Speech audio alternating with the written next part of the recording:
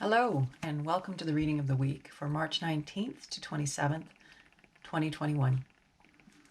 Creator, this is your daughter Titania. My intention is to be a clear channel for the information that is most needed right now, and to provide that in a manner that will be easily and effortlessly heard, understood, and integrated for the highest and greatest benefit of anyone listening, now and in the future. I call upon my higher self and the higher selves of all those listening, as well as an overlighting angel of communication, to facilitate this exchange and ensure that it happens in the highest and best way possible for the greatest good of everyone involved. I'd also like to invite the four archangels to come and hold the four directions around us across time and space, creating a sacred container of light, of love, of clarity, of wisdom, of healing, of transformation, of anything that is in our collective heart and mind at this time. I invite Raphael to hold the east, Michael to hold the south, Gabriel to hold the west, and Uriel to hold the north. I thank you for being here with us. Anything that doesn't match these frequencies is welcome to go now. We have the equinox. So in a couple of days, I will be doing the equinox reading for this coming spring 21st.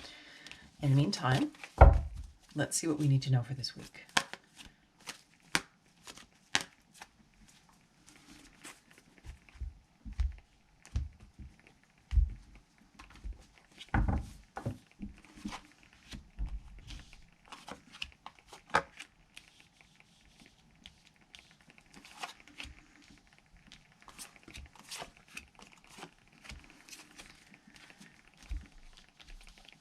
Okay, so starting here, the recent past, the influence is waning, continues into our present.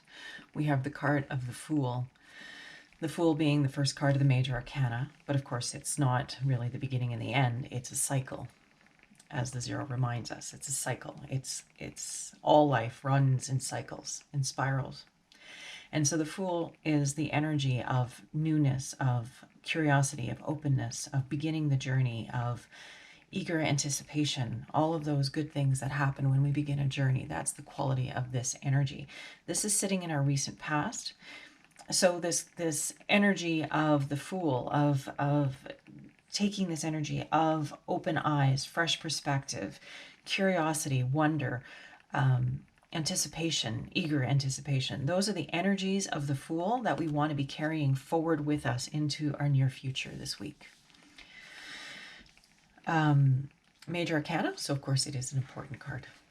The next card, the present card, is the Princess of Hearts. And this is new incoming messages on the level of emotions, new messages, understanding ourselves, understanding others better as a result of this communication, this exchange. It also means a new beginning on the level of the heart, a new beginning, a fresh start. So this is in the energy of our present environment. So this fresh perspective that we have here, this open-mindedness, this curiosity, is helping us to have a new opening of our heart, a new awareness of who we are and where we are in the world and what we're doing with ourselves, and communicating from a different place. But it's very much centered in the heart. So this is our present card, what we need to be aware of. Our near future, we have the Tower. So more of this energy of upheaval, of things that are out of integrity being brought down to their foundations, lies, deceptions, that sort of thing. This sort of coming up to the surface in order to be healed and released, for us to become aware of it and to clear it from our collective field. There's a lot of this stuff going on and has been going on for a long time. There's some pretty huge deceptions and energies at play right now. We have just the example of the amount of censorship that's happening on the planet at this time. These are all aspects of control of consciousness, and they are it's sort of this quality of holding on for dear life to the best of ability to something old that no longer works. It's like swimming against the current. That's the quality of the energy here that we're looking at. And so we have an energetic flow that's happening right now from many different perspectives, but definitely from the energetic. We are shifting dramatically. It's happening, whether the old forms would like it to or not. The lightning of truth is coming down, striking the tower, and causing it to crumble to its foundations. So there's a lot of friction right now because the old is trying to hold on. And of course, as humans, we're not that comfortable with change. And what will it mean, especially when we don't have an idea of where we're going yet? And I just want to remind people that there are amazing individuals on the planet who are holding vision for where we're going. There are concepts, visions, ideas. There's people on the margins holding solutions to so many problems that we face.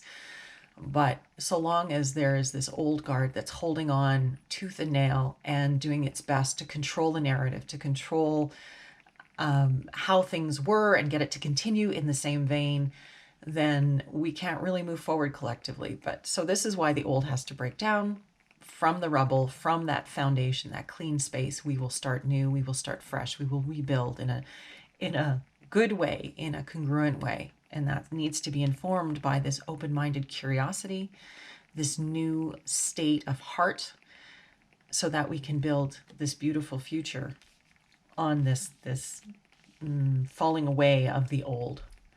But it's essential. It's what happens continuously in life. The only constant is change, and this is what this card represents. So that's in our near future. So more of that, more of the distinctions and the awarenesses coming up. The foundation of the reading, why we're having the reading this week, and we have the lovely card of joy. So here we have 3 children playing together, enjoying the little boy and the girl carrying this little one in the basket. Lots of roses, lots of hearts. They're dancing on a heart down here. Hearts and roses.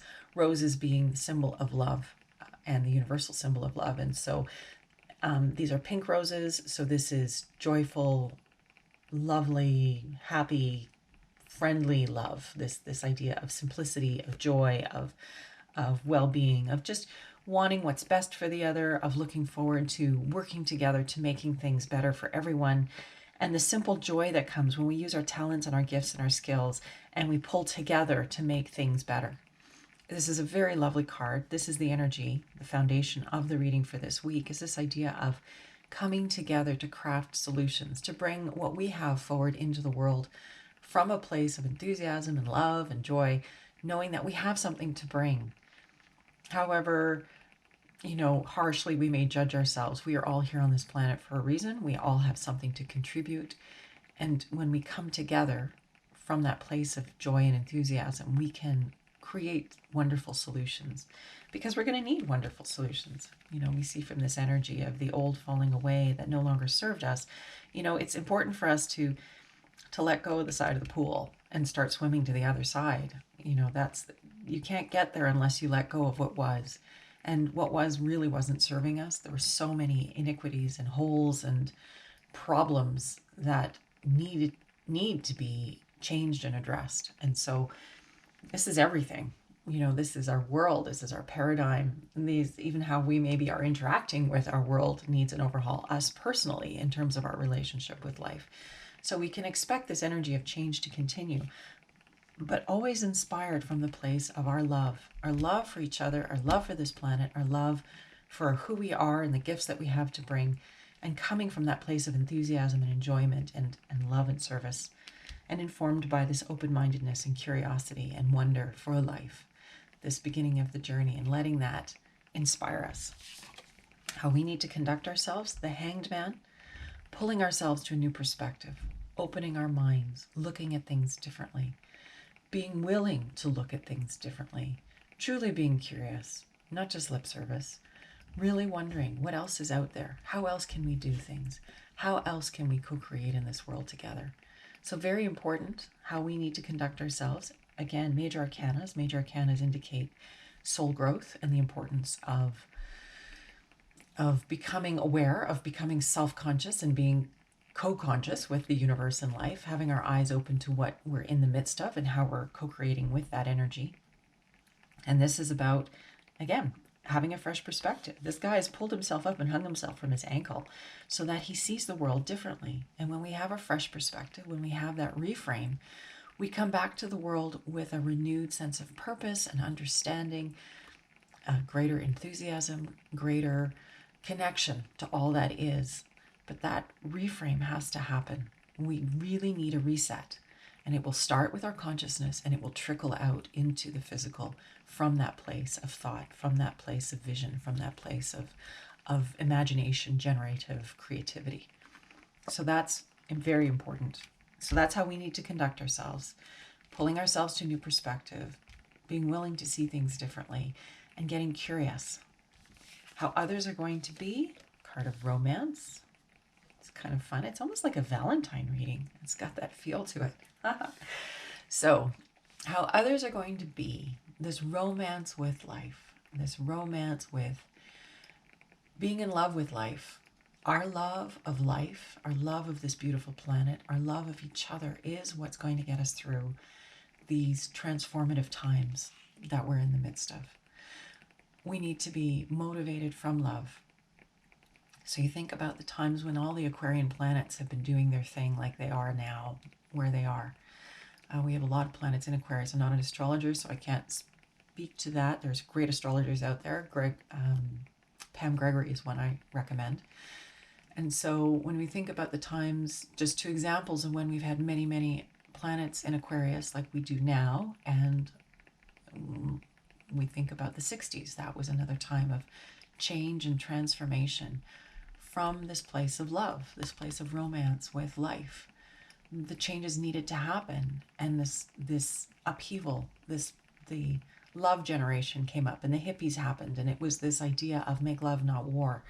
That quality of energy is part of what's informing us here with this Aquarian energy, because Aquarius is all about humanitarianism and for the good, and the spiritual, and technology is another part of Aquarius, but it's informed from a place of love, a place of what's for the greatest good, rather than just doing something because it's going to make somebody a profit.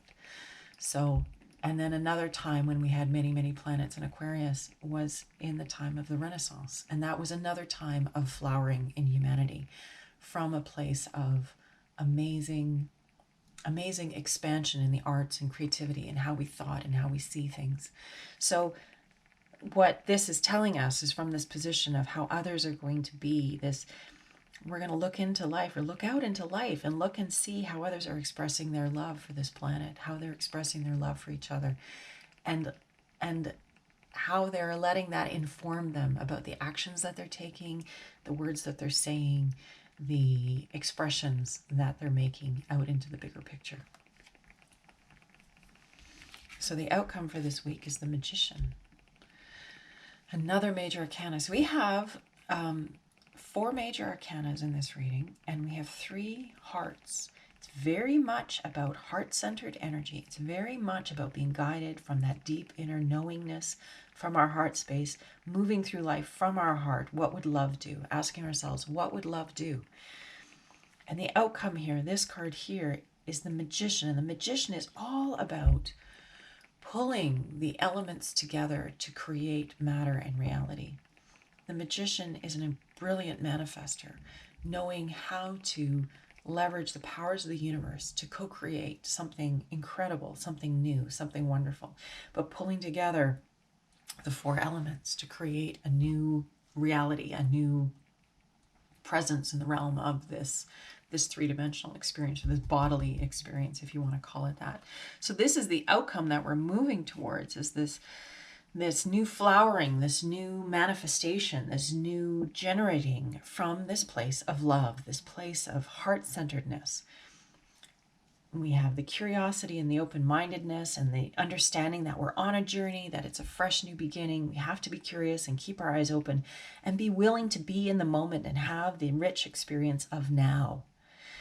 We have these energies here, the foundation being joy, staying in that place of heart-centered joy, collaboration, understanding that it's together that we will make the changes that we need on this planet, that we need everybody on board to participate with their gifts and their abilities to help us generate this new future, new beginnings on the level of the heart in our present, this opening in our hearts. And this is the energy, of course, that's blooming at this time. This energy that we're moving through is very much about returning to the heart, going inward, understanding the wisdom of our hearts, the connecting to the broader, wiser part of ourselves and allowing more of that divine energy to filter through us, to be in our field, so that we are motivated from that broader, wiser place of kindness and love and compassion and all those good energies. The near future shows things continuing to crumble and fall apart. We aren't to be afraid of this. This is the natural progression. This is just what needs to happen. And when we're motivated from this place of love and we hold the frequency of love to the best of our ability at all times in our field, this doesn't happen in as tumultuous and an upsetting a way, because we understand that we're connected to something broader and wiser than us, that is taking us in directions that we long to go in. This is all serving us, that when the old is gone, we will have the new to create, to co-create together, that the new will be born out of this dysfunctional old. How we need to conduct ourselves, pulling ourselves to a new perspective, being willing to take the journey that means we're going to have to change, to be willing to reframe our experience, to be willing to see things in a new way, to be willing maybe to have our world rocked a bit, but understanding that that fresh new perspective will serve us well. It will help inform our future in a good way. Here we have how others are going to be, this energy of romance, of love with life, again, heart-centeredness, this seeing people speaking out and taking their place in the planet, sharing their gifts generously, and being this clearing and this beacon for love, that they're motivated from love, they're acting from love, they're acting from this place of service, of gift, of generosity. So when we look out into the world, looking to see who is living this way, and letting ourselves be inspired by that, and perhaps being that for other people, as we continue to live into our hearts and operate from that heart-informed place, we change, we become different people, and we understand ourselves and our connection to everything so much more differently, and that transforms everything. And of course, the outcome, this magician energy, this capacity, what do we want to create, and getting excited about it. What do we want to generate? What do we want to make possible on this planet for our future together? Getting excited and dreaming it, because that's generative energy. That's the pulling from the ethers into reality. It's very strong energy, the magician energy, and that's our near future. That's what we're moving towards. So I think that's pretty clear this week. It's as I said, it's a Valentine. It's a Valentine to life and to ourselves in the presence of this change that keeps going on around us.